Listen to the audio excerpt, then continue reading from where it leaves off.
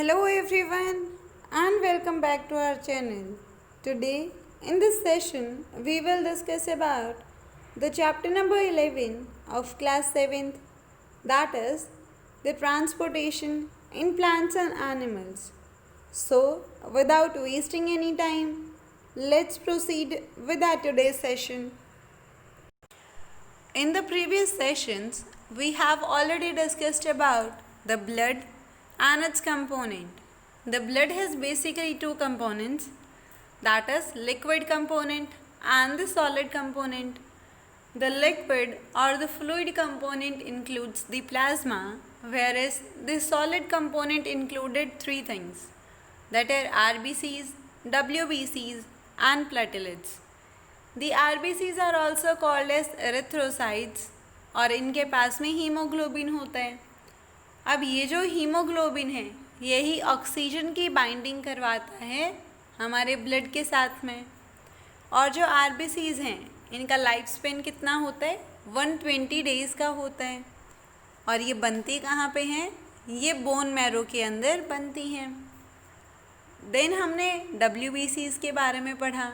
WBC stands for white blood cells और इनका जो दूसरा नाम है वो है ल्यूकोसाइट्स. अब ये जो WBCs होती हैं ये कलरलेस होती हैं और इरेगुलर शेप की भी होती हैं. इनके अलावा इनका जो नंबर है वो भी कम होता है एज़ कम्पेयर टू RBCs. और जो WBCs हैं जो इनका मेन काम है वो है कि अगर कोई भी जो बैक्टीरिया या वायरस हमारे शरीर के अंदर एंटर ले रहे ये उससे हमें प्रोटेक्ट करती हैं. यानी कि सिंपल एंड शॉर्ट ये हमें बीमारियों से बचाने में मदद करवाती हैं. Then we have also discussed about the platelets. The platelets are also called as thrombocytes और ये ब्लड क्लोटिंग में मदद करवाती हैं. मतलब कि अगर हमें कहीं भी चोट लग जाती है और वहाँ से अगर ब्लीडिंग शुरू हो जाती है तो एक टाइम के बाद में कि वहाँ जहाँ हमें चोट लगी थी वो एरिया वहाँ से ब्लड बहना बंद हो जाता है. वो क्यों बंद होता है, क्योंकि वहाँ पे जो प्लेटलेट्स हैं वो आके इकट्ठा हो जाती हैं और वहाँ पे वो जो ब्लड है उसको बहने से रोक देती हैं. तो ये तीनों चीज़ें थी सॉलिड कंपोनेंट ब्लड की. Then we have discussed about the blood vessels. तो हमारे पास ब्लड वेसल्स तीन हैं. कौन कौन सी, आर्टरीज, वेन्स एंड कैपिलरीज. फिर हमने इन तीनों के बारे में पढ़ा था कि जो आर्टरीज होती हैं ये ऑक्सीजनेटेड ब्लड कैरी करती हैं, यानी कि ऑक्सीजन रिच ब्लड को कैरी करवाती हैं. कहाँ से कहाँ तक, हमारे हार्ट से लेके हमारे शरीर के बाकी सभी हिस्सों तक. फिर हमने पढ़ा कि जो आर्टरीज हैं इनकी जो वॉल्स होती हैं वो काफ़ी ज़्यादा थिक होती हैं. क्यों होती है इसकी वॉल थिक, क्योंकि जब ब्लड हार्ट से निकलता है तो इसका प्रेशर जो है ब्लड का वो बहुत ज़्यादा होता है. और इतना सारा प्रेशर हैंडल करने के लिए आर्टरीज़ की वॉल्स को भी ज़्यादा मजबूत होना पड़ेगा. क्योंकि अगर आर्टरीज़ की वॉल थिक नहीं हुई तो जो वेसल है वो बर्स्ट हो जाएगी, क्योंकि यहाँ पे ब्लड हाई स्पीड और हाई प्रेशर के साथ बह रहा है. अब जितनी भी आर्टरीज़ हैं वो सारी ब्लड को कैरी करती हैं हमारे हार्ट से लेके बाकी सभी हिस्सों तक और वो ऑक्सीजनेटेड ब्लड होता है. लेकिन यहाँ पे भी एक एक्सेप्शन मौजूद होता है और वो है पल्मोनरी आर्टरी. ये वाली जो आर्टरी है वो डीऑक्सीजनेटेड ब्लड कैरी करती है. डीऑक्सीजनेटेड ब्लड का मतलब होता है कार्बन डाइऑक्साइड रिच ब्लड को ये कैरी करती हैं. इसके अलावा ये जो आर्टरीज़ हैं वो हमारे शरीर के अंदर डीपली सीटेड होती हैं. डीपली सीटेड का मतलब होता है कि हमें इजीली हमारी जो आर्टरीज़ हैं वो दिखाई नहीं देती हैं हमारे शरीर के अंदर. फिर हमने पढ़ा वेन्स के बारे में. वेन्स कौन सी वेसल्स होती हैं, ये वो ब्लड वेसल्स होती हैं जो कि हमारे शरीर के बाकी सभी हिस्सों से ब्लड को लेके आती हैं और फिर उसको हमारे हार्ट के अंदर छोड़ देती हैं. अब ये जो वेन्स हैं ये बिल्कुल उल्टा काम करती हैं हमारी आर्टरीज से. क्योंकि आर्टरी क्या कर रही थी, ऑक्सीजनेटेड ब्लड लेके जा रही थी, लेकिन जो वेन्स हैं वो डीऑक्सीजनेटेड ब्लड लेके जा रही हैं। डीऑक्सीजनेटेड ब्लड का मतलब है कि कार्बन डाइऑक्साइड रिच ब्लड को ये लेके जा रही हैं अपने साथ। इसके अलावा ये जो वेन्स होती हैं इनके अंदर भी एक एक्सेप्शन है, दैट इज़ पल्मोनरी वेन। ये जो पल्मोनरी वेन है ये डीऑक्सीजनेटेड ब्लड की जगह ऑक्सीजनेटेड ब्लड को कैरी करवाती है। ये जो वेन्स हैं ये हमारे शरीर में ईजीली विजिबल होती हैं और इनका जो कलर है वो कैसा है, ब्लूइश ग्रीन कलर का इनका रंग होता है। जो हमको हमारे हाथ में ब्लूइश ग्रीन कलर की जो लाइनिंग्स दिख रही हैं ये और कुछ नहीं बट वेन्स होती हैं। और ये जो वेन्स हैं इनकी वॉल्स भी थिन होती हैं, यानी कि पतली होती हैं, क्योंकि यहाँ पे कोई भी जो प्रेशर है या फिर स्पीड है वो ब्लड की वो नहीं है। ब्लड यहाँ पे बहुत नॉर्मली फ्लो होता है। इसके अलावा वेन्स के अंदर वैल्व मौजूद होती हैं जो कि ब्लड के बैक फ्लो को कंट्रोल करवाती हैं, कि बैक फ्लो नहीं होने देती हैं। फिर हमने कैपिलरीज़ के बारे में पढ़ा। कैपिलरीज़ वो ब्लड वेसल्स हैं जो कि आर्टरीज़ और वेन्स को कनेक्ट करवाती हैं। अब हम पढ़ना शुरू करेंगे हमारे हार्ट के बारे में, क्योंकि अभी तक हमने सारी जो बेसिक चीज़ हैं उनकी बात कर ली है। अब जो हमारा मेन ऑर्गन है जो कि ब्लड के साथ एसोसिएटेड है वो है हमारा heart. The heart is a organ which pumps blood to all the part of our body through the blood vessels. यानी कि हार्ट एक ऐसा ऑर्गन है जो कि हमारे ब्लड को पंप करता है। और कहाँ तक पंप करता है, यानी कि हमारे शरीर के सारे हिस्सों तक ब्लड को पंप करने का काम हार्ट का होता है। और किस चीज़ के थ्रू ब्लड पहुंचता है हमारे शरीर के सारे हिस्सों तक, हमारी ब्लड वेसल्स के through. The heart works like a pump working non stop through out the life. और जो हमारा हार्ट है ये एक पंप के जैसा काम करता है जो कि बिना थके सारी ज़िंदगी काम करता रहता है, क्योंकि अगर हमारा हार्ट रुका तो हम भी वहीं रुक जाएंगे। The heart is located between the lungs in the chest cavity with its lower tip slightly tilted towards the left. अब है कि हमारे हार्ट की लोकेशन कहाँ पे है, यानी कि किस जगह पे वो पाया जाता है। तो हमारा जो हार्ट है वो हमारी लंग्स के बीच में सिचुएटेड होता है, हमारी चेस्ट कैविटी में। और हमारे हार्ट की जो बिल्कुल लोअर टिप है, यानी जो लास्ट वाला हिस्सा है, वो थोड़ा सा लेफ़्ट डायरेक्शन के अंदर टिल्टेड है।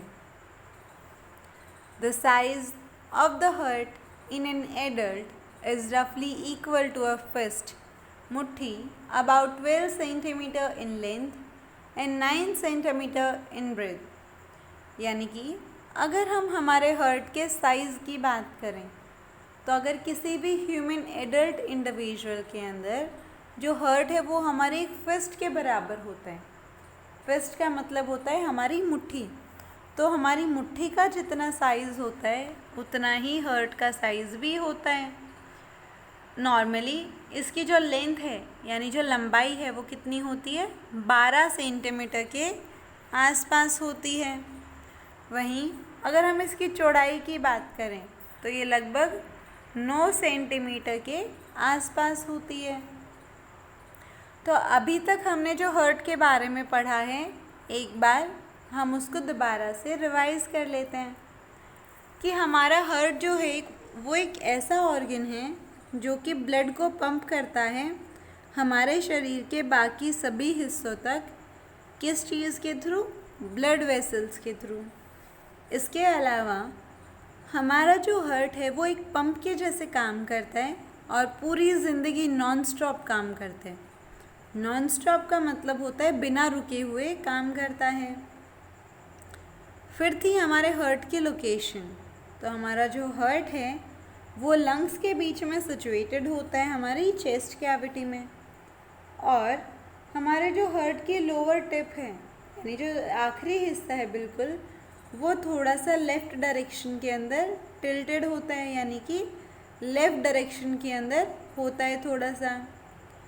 अब अगर हम हार्ट के साइज़ की बात करें तो ये लगभग हमारी एक मुट्ठी के जितना होता है, और अगर हम लेंथ की बात करें तो वो लगभग 12 सेंटीमीटर के आसपास होती है। वहीं अगर हम ब्रेथ की बात करें तो ये लगभग 9 सेंटीमीटर के आसपास होती है। फिर the heart is enclosed in a double layered membrane called pericardium। तो अब हमारा जो हार्ट है वो किस चीज़ के अंदर होता है? एक डबल लेयर मेम्ब्रेन के अंदर होता है, और इस डबल लेयर मेम्ब्रेन को हम क्या बोलते हैं? पेरिकार्डियम हम उसको बोलते हैं। यानी कि अगर आपसे कभी पूछा जाए कि हमारा जो हार्ट है वो जिस मेम्ब्रेन के अंदर सिचुएटेड है उसको हम क्या बोलते हैं, तो उसका सही आंसर होगा option number A, that is pericardium. और ये जो पेरिकार्डियम है ये एक डबल लेयर मेम्ब्रेन होती है।